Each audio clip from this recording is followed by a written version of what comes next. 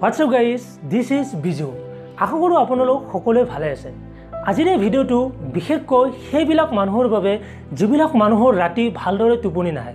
যদি আপুনিও তেনেকুৱা সমস্যাৰ সন্মুখীন হৈছে তেনেহ'লে আজিৰ এই ভিডিঅ'টো প্ৰথমৰ পৰা শেষলৈকে চাওক। ভিডিঅ'টো আৰম্ভ কৰাৰ আগত আপোনালোকক জনাওঁ যে যেতিয়া মই কোনোবা এটি বিশেষ টপিকত আপোনালোকলৈ ভিডিঅ' আনো তেতিয়া সেই টপিকটোৰ ওপৰত মই বহুখিনি ৰিচাৰ্চ কৰোঁ, তাৰ পিছতহে আপোনালোকলৈ এটি ভিডিঅ' আগবঢ়াওঁ। তো আশা কৰোঁ আপোনালোকে এই ভিডিঅ'টো মনোযোগেৰে চাব। তো বলকচোন আজিৰ এই ভিডিঅ'টো আৰম্ভ কৰোঁ।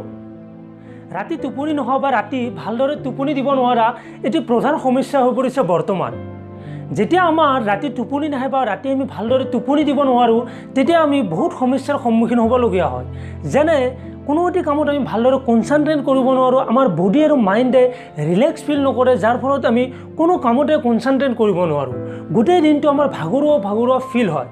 সেয়েহে আপুনি প্ৰপাৰ টোপনি দিয়াটো আপোনাৰ বাবে নিতান্তই প্ৰয়োজন। আপোনাৰ বডি আৰু মাইণ্ডৰ বাবে আপুনি টোপনি দিয়াটো নিতান্তই প্ৰয়োজন।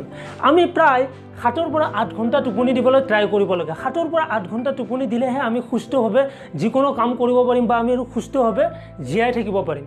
কিন্তু কিছুমান এনেকুৱা মানুহ আছে, সেইবিলাক মানুহৰ কথা কোৱা নাই মই, যিবিলাক মানুহে 4 ঘণ্টা শুই নিজৰ কাম ভালদৰে সম্পূৰ্ণ কৰিব পাৰে। কিন্তু আমি জেনেৰেল যিবিলাক মানুহ আছে সেইবিলাক মানুহে 7 পৰা 8 ঘণ্টা শুবলৈ যত্ন কৰিব লাগে।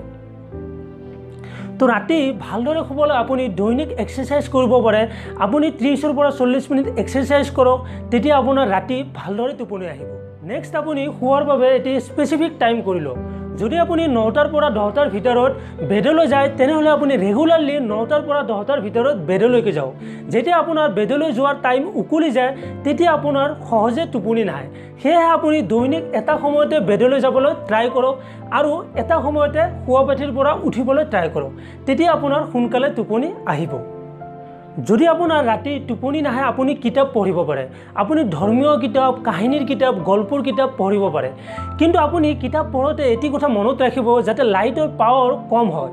কাৰণ যেতিয়া আমাৰ লাইটৰ পাৱাৰ বেছি থাকে তেতিয়া আমাৰ যিটো ইণ্টাৰনেট ক্লক থাকে সেইটোৱে আমাক শুবলৈ ইণ্ডিকেট নকৰে। সেয়েহে আপুনি কম পাৱাৰত পঢ়িবলৈ ট্ৰাই কৰক, তেতিয়া আপোনাৰ সোনকালে টোপনি আহিব।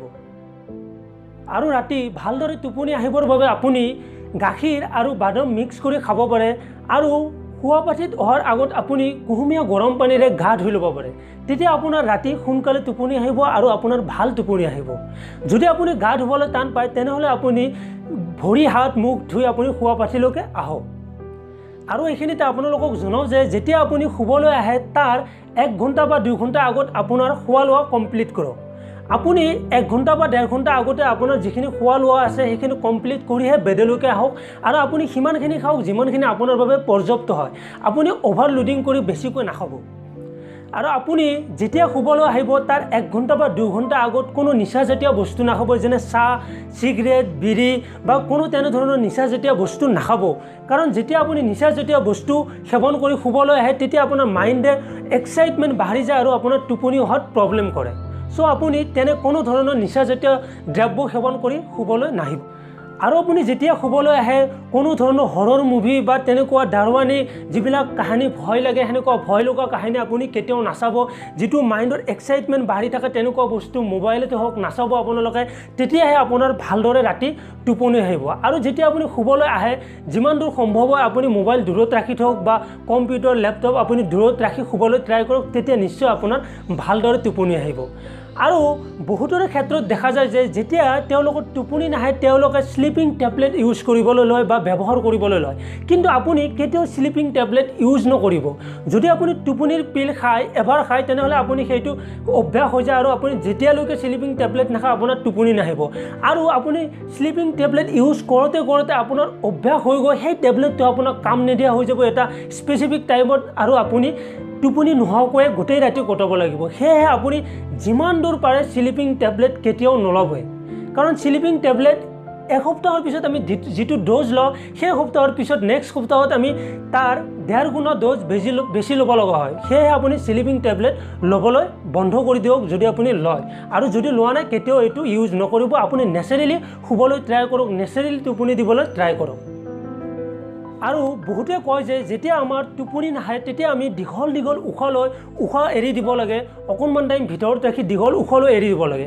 কিন্তু এইটোৰ দ্বাৰা আপোনাৰ টোপনি আহিব পাৰে, মই বিশ্বাস কৰোঁ। কাৰণ যেতিয়া আমি দীঘল উশাহ লওঁ তেতিয়া আমাৰ মাইণ্ডে বহুখিনি অক্সিজেন পায় আৰু তেতিয়া আমাৰ মাইণ্ডটো অকণমান ৰিলেক্স ফিল কৰে, আৰু যেতিয়া আমি ৰিলেক্স ফিল কৰোঁ তেতিয়া আমাৰ টোপনি আহে। সেয়ে আপুনি বেডত আপুনি টেনশ্যন লৈ নাযাব, আপুনি এটা ৰিলেক্স মাইণ্ড লৈ আপুনি দীঘল উশাহ লৈ শুবলৈ ট্ৰাই কৰক। উশাহ লৈ এবাৰ এৰি দিয়ক, আকৌ লওক। এনেকৈ আপুনি অকণমান লোৱাৰ পিছত আপোনাৰ মাইণ্ডৰ অক্সিজেন বেছি পাব আৰু আপোনাৰ মাইণ্ড ৰিলেক্স হ'ব, তেতিয়া আপোনাৰ টোপনি আহিব। তো বন্ধুসকল, আজিৰ এই ভিডিঅ'টোত এইখিনিয়ে আছিল। আশা কৰোঁ আপোনালোকে এই ভিডিঅ'টো ভাল পালে। যদি এই ভিডিঅ'টো ভাল পালে তেনেহ'লে প্লিজ এটা লাইক এণ্ড শ্বেয়াৰ কৰিব নাপাহৰিব। আৰু যদি আপুনি এই চেনেলটোলৈ প্ৰথমবাৰ আহিছে তেনেহ'লে প্লিজ ভিডিঅ'ৰ তলত থকা ছাবস্ক্ৰাইব নামৰ বুটামটোত ক্লিক কৰি এই চেনেলটো ছাবস্ক্ৰাইব কৰি ল'ব নাপাহৰিব, আৰু ওচৰতে থকা বেল আইকনটো দবাই দিব, কিয়নো তেতিয়াহে আপুনি আমাৰ ভিডিঅ'ৰ ন'টিফিকেশ্যন সোনকালে পাবলৈ সক্ষম হ'ব। তো বন্ধুসকল, ধন্যবাদ।